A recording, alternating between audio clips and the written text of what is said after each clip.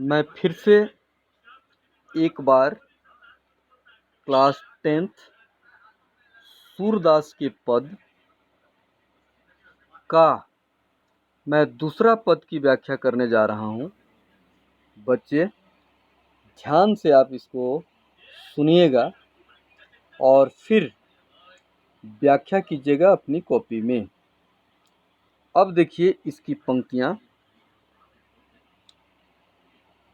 मन की मन ही मांझ रही, कहिए जाई कौन पै उद्धव, नाही परत कही। अवधि आधार आस आवन की, तनमन बिथा सही। अब इन जोग संदेशनी सुनी सुनी, बिरहिनी बिरह दही। चाहती हुती गुहारी जितही, तैं उततै धार बही।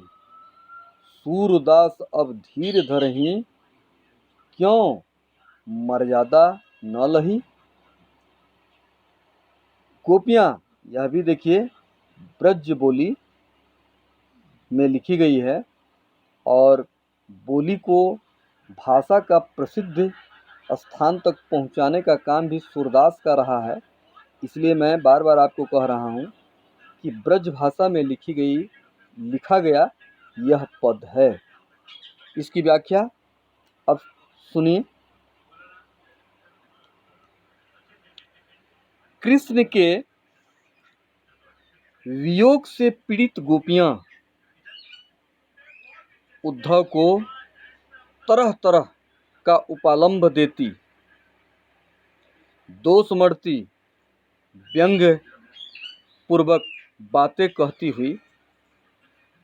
हैं, हे उद्धव, हमारे मन की बात मन में ही रह गई। अब हम अपने मन की व्यथा किससे जाकर कहें, क्योंकि उनको आशा थी कि कृष्ण आएंगे और कृष्ण आए नहीं। इसलिए व्यंग्य भरे लहजे में उद्धव से गोपियां कहती हैं, अब हमसे कहते नहीं बनता, हम तो उनकी आस में पड़े हुए थे। लोगों को बार बार हम कृष्ण की कथा सुना रहे थे कि कृष्ण आएंगे। हम तो कृष्ण की प्रतीक्षा की आशा में अपना जीवन जी रही थी, किंतु वह बेकार हो गया। हम शारीरिक और मानसिक पीड़ा को भी सहन कर रही थी, पर अब यह तुम्हारा योग संदेश सुन सुनकर तो हमारी विरह की व्यथा अर्थात कृष्ण से मिलने की व्यथा और बढ़ गई है। हम अपनी रक्षा के लिए जहाँ से भी कृष्ण को पुकारती हैं, वहीं से तुम्हारे योग संदेश की ध्वनि सुनाई पड़ती है। अर्थात जैसा कृष्ण कह गए वैसा कृष्ण ने किया नहीं।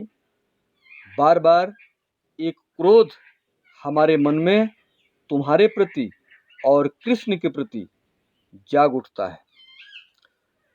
देखिए, ये पंक्तियां सूरदास की लिखी हुई हैं। ये भक्ति सूरदास जी कर रहे हैं, लेकिन माध्यम उन्होंने बनाया गोपियों को। तो देखिए, सूरदास जी कहते हैं, अब हम धैर्य को धारण क्यों करें। जब कृष्ण अपनी बात में अटल नहीं रह पाए, गोपियों से कहलाते हैं, तो हम अब धैर्य को धारण क्यों करें। जब कृष्ण ने अपनी लोक मर्यादा का पालन ही नहीं किया, उन्होंने अपने वचन के अनुसार लौटकर आने के वचन का पालन ही नहीं किया, तो अब हम किस प्रकार धैर्य को धारण करें। हमारे हृदय में धैर्य बचा ही नहीं। यह गोपियों के अनन्य प्रेम कृष्ण के प्रति इन पंक्तियों में दिखलाया गया है, जो उन्होंने उद्धव के सामने प्रकट किया। उद्धव यही बात बाद में जाकर कृष्ण को सुनाएंगे, इसलिए सारी उलाहनाएं कृष्ण का उद्धव के पास गोपियां रखती हैं। प्यारे बच्चों, दूसरा पद का यही सारांश है, यही भाव है। आप ध्यान से इसको एक बार सुनिएगा, फिर पंक्तियों का व्याख्या आप कीजिएगा।